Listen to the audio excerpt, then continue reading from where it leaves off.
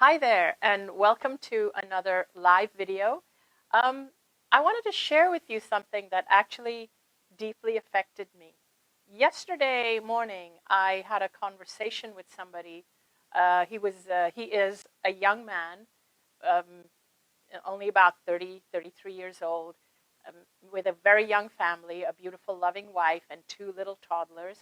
And I was having a conversation with him because he has a brain tumor.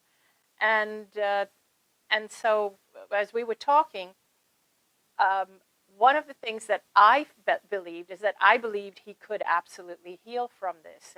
But he was very, very afraid, and he was losing hope. And my only concern, biggest concern, was not about the brain tumor, because our bodies are powerful and they can heal anything. My concern, and my heart went out to him, was because he was losing hope and he was very afraid. And he's a beautiful human being who does a lot for humanity. And I could tell that he normally is a strong person who feels who can overcome anything. But in this situation, he felt really weak. And upon questioning him more, I started to realize that the doctors, the oncologists, and so on that he was dealing with had instilled a tremendous amount of fear in him for his condition.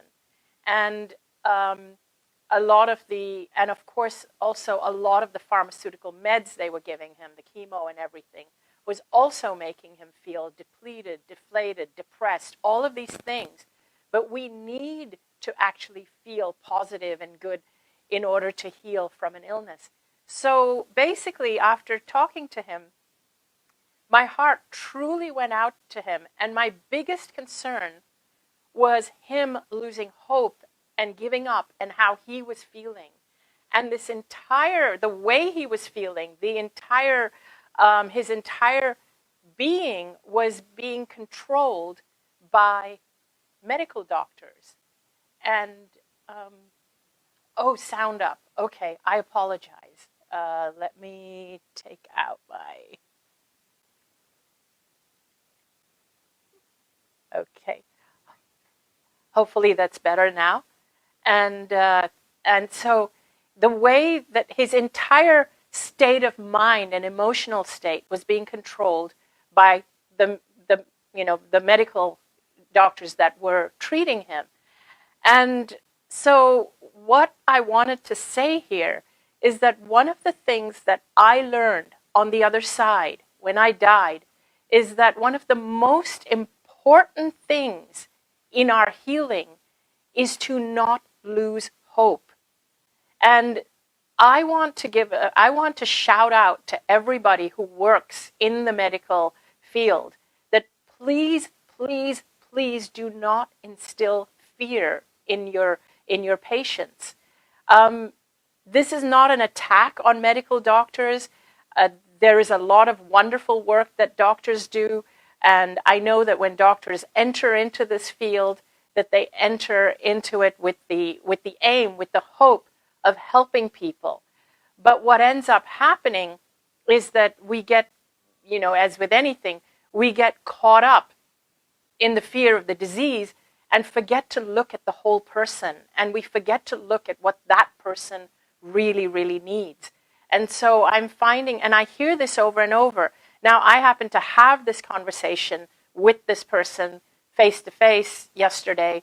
And so it actually, I really felt for the person.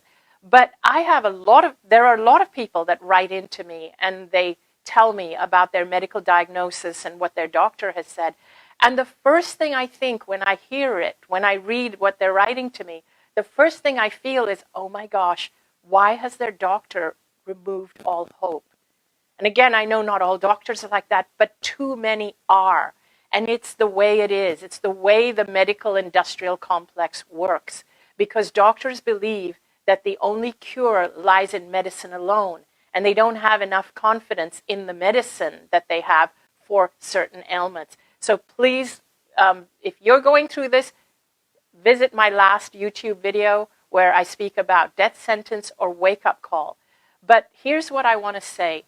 I want to say that if you are in the medical field, please, please, please remember that the biggest gift you can give your patients is hope. The biggest gift you can give them is the will to live, and inspire in them the passion. And please know that this illness or whatever it is they're going through isn't just a random event. It's something that has been brewing because it's a culmination of things that have happened in their life up to this point. This is like the final straw on the camel's back, and it's manifested as this illness. They can reverse engineer it if you tell them, if you guide them. The doctor is supposed to be there to support you.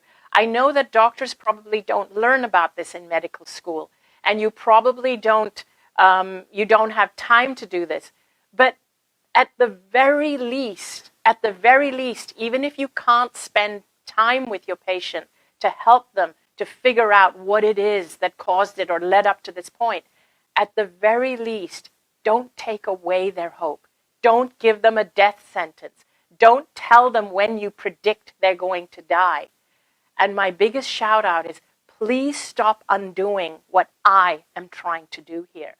I spread my story because I want to give everybody hope. Anybody that's struggling or suffering, because I was at death's door. I crossed death's door. The doctors had given up on me. They said nothing is going to work. Nothing. They said the chemotherapy will kill me even faster. But look what happened. And so I want people to know that if you know it's possible, if you have a passion for life, if you have a reason to live, those things will take you further than any medicine. And the doctor's job is to support you on your journey, not take away from you the hope and the will to live. So that's something that's so important to my heart. If it were up to me, we would be living in a very different paradigm when it comes to everything from health, well-being, sensitivity, all of it. It would be a very different paradigm. But it very often feels, even for me, like it's an uphill, it's really an uphill climb, an uphill battle, if you will, to really get the message out there, because this current cultural paradigm, this cultural field we're in, is very dominant and very thick and very strong. And what I don't like is that we raise children to be afraid of their bodies.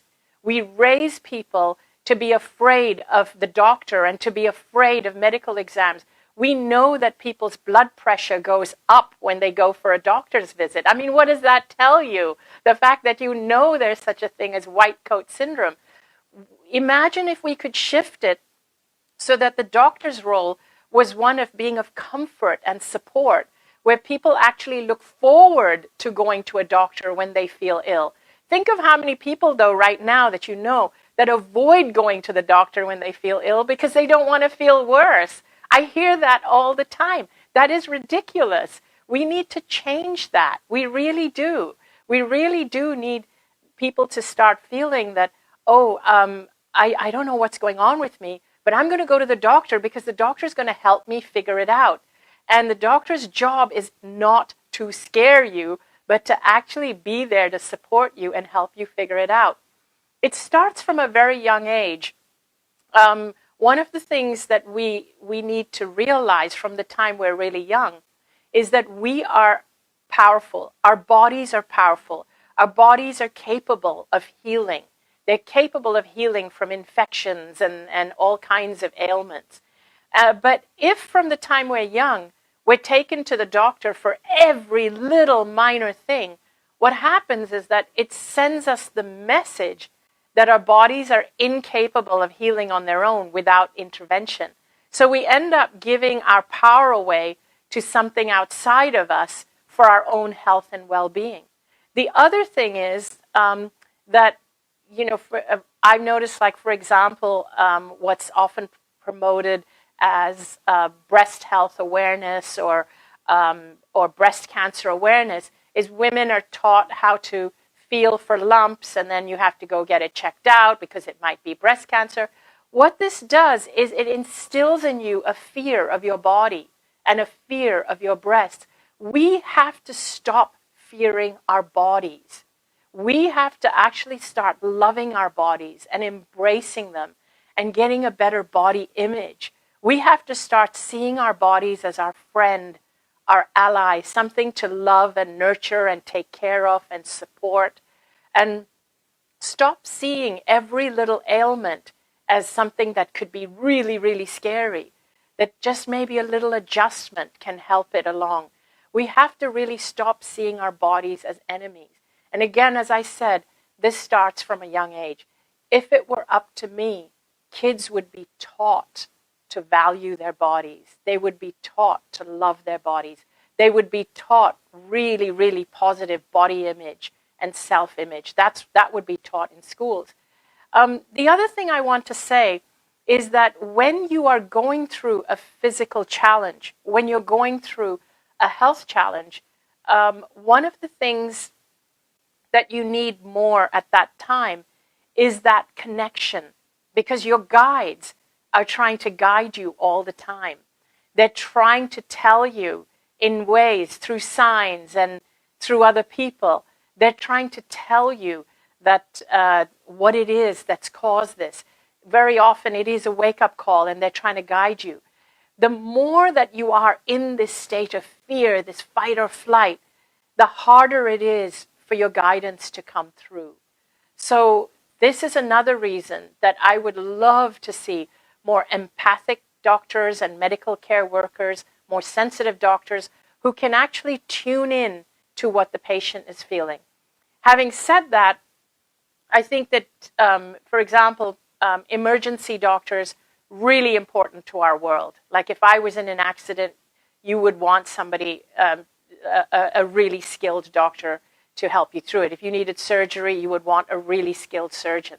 But I am talking about chronic illnesses, long-term illnesses, heart diseases, cancer, all these things.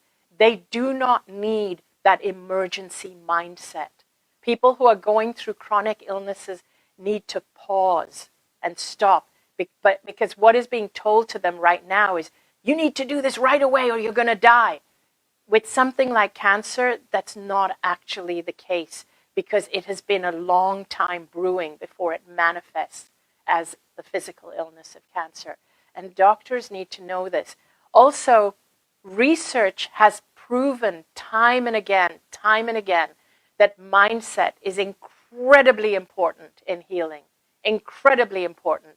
And I think that doctors, if they are part of fostering this mindset, it would go a long way in helping the patients to heal, instead of the fear-based prognoses and instead of the fear-based statistics, which are sometimes given to patients.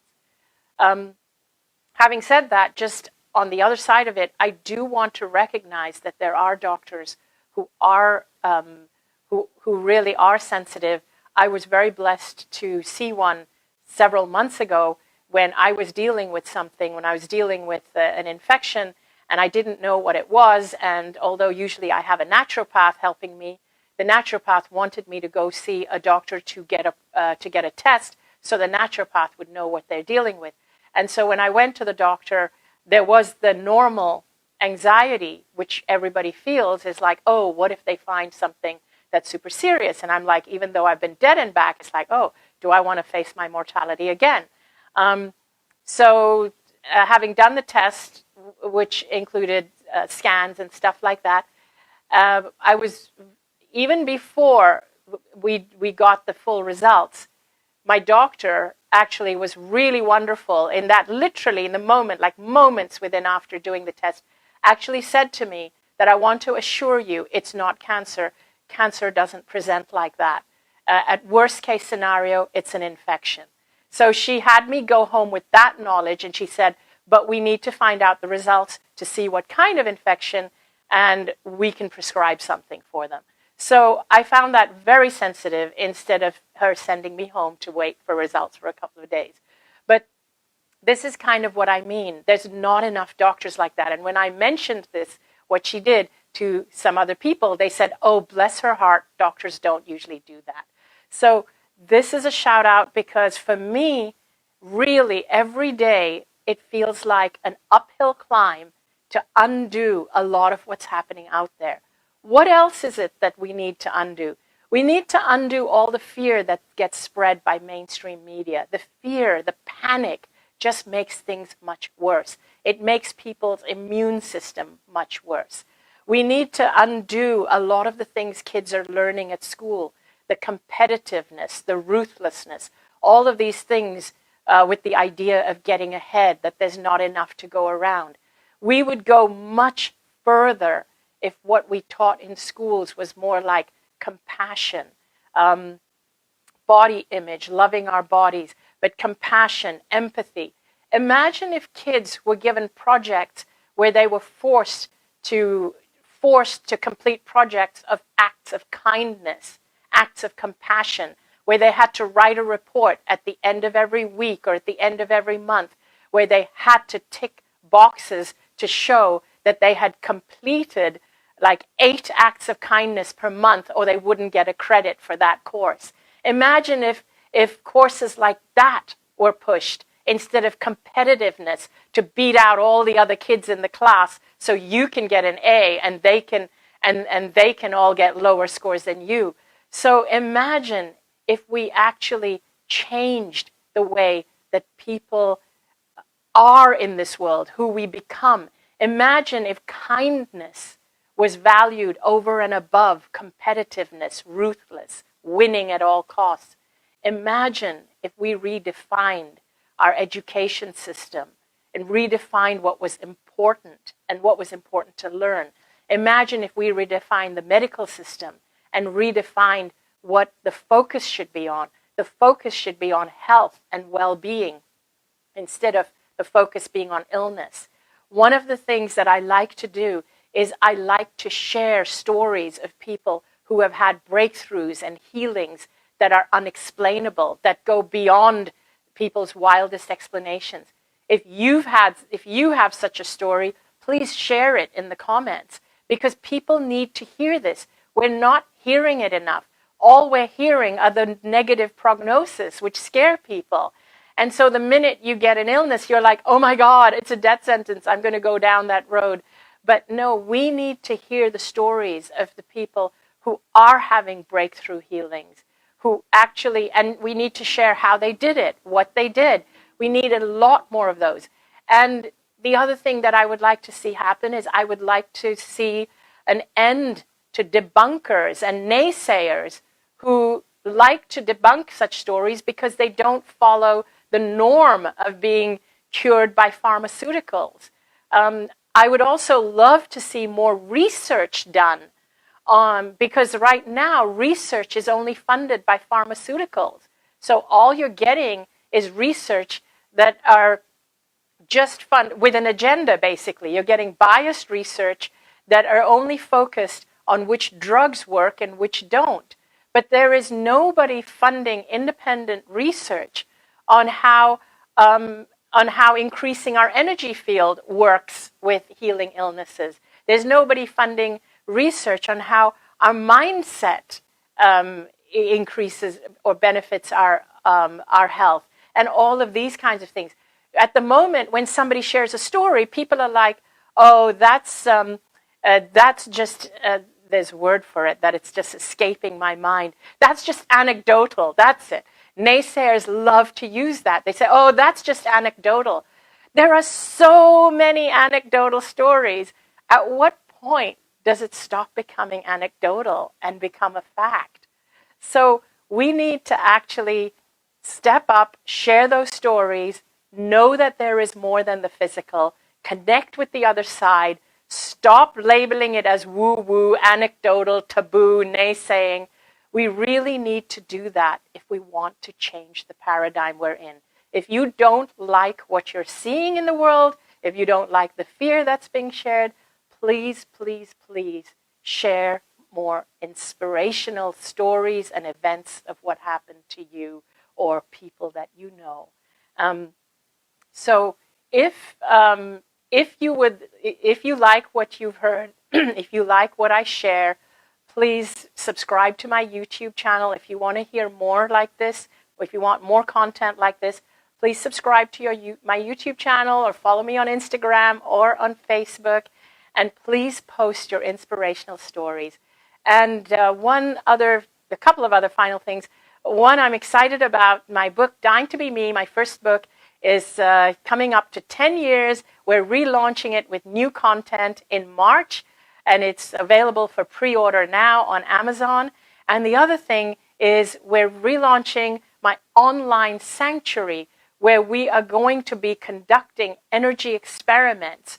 I have created something called Infinite Energy Circle, where we're going to have breakout groups via Zoom calls, where you're going to have 8 people in each group with 7 people sending energy to one, and we're going to actually try to see the results we get, because many people have experimented with energy like that. We know it works. It's proven to work, not just healing physical illnesses, but what it does is it gives you insights. It gives you inspiration. It helps you connect with the other side so you can heal all aspects of your life, including relationships, finances, all kinds of things, as well as physical ailments. So that's going to be in my Sanctuary 2.0, which opens on February 2nd, 2002. That's 02/02/2022.